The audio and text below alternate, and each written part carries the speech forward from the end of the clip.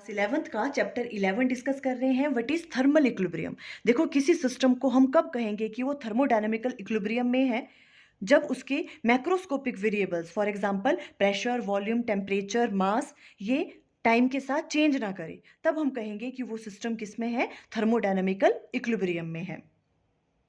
For example, ये आपके पास कोई कंटेनर है, इसे हमने एक इंसुलेटिंग वॉल के साथ जो है एनक्लोज किया हुआ है। इंसुलेटिंग वॉल को ही हम नॉन कंडक्टिंग वॉल भी कहते हैं और इसे ही हम एडियाबैटिक वॉल भी कहते हैं। एडियाबैटिक वॉल कौन सी होती है, जिससे हीट बाहर से अंदर नहीं आ सकती और अंदर से बाहर नहीं जा सकती। तो हम कब कहेंगे किसी सिस्टम को कि वो थर्मोडायनामिकल इक्विलिब्रियम में है, अगर हमने उस सिस्टम को एनक्लोज किया हुआ है किसी इंसुलेटिंग वॉल से। तो जो भी उसके मैक्रोस्कोपिक वेरिएबल्स हैं वो टाइम के साथ क्या नहीं करेंगे, चेंज नहीं करेंगे, और वो सिस्टम किस में होगा, थर्मोडायनामिकल इक्विलिब्रियम में होगा।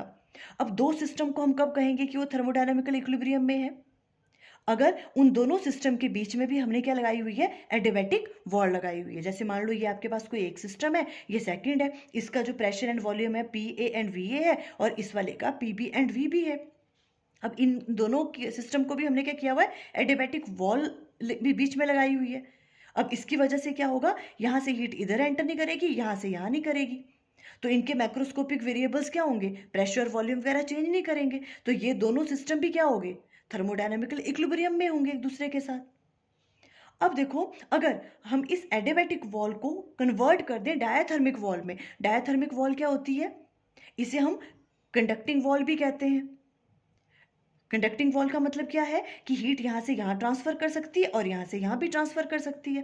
अब इस वाले केस में कब ये दो सिस्टम जो है वो थर्मोडायनामिकल इक्विलिब्रियम में होंगे, स्टार्टिंग में तो देखो क्या होगा, इसका जो प्रेशर एंड वॉल्यूम है और इसका भी है, क्योंकि डायथर्मिक वॉल लगी हुई है तो दोनों चेंज करेंगे, और कुछ टाइम के बाद इन दोनों सिस्टम का टेम्परेचर क्या हो जाएगा, सेम हो जाएगा।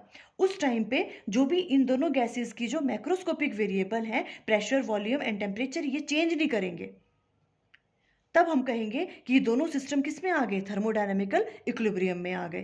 तो दो सिस्टम को हम कब कहेंगे कि वो थर्मोडायनामिकल इक्विलिब्रियम में है, अगर उनके बीच में डायथर्मिक वॉल है। कब कहेंगे, जब उन दोनों सिस्टम का टेम्परेचर क्या हो जाएगा, सेम हो जाएगा। फुल एक्सप्लेनेशन की वीडियो का लिंक स्क्रीन पे आ रहा होगा। Thank you.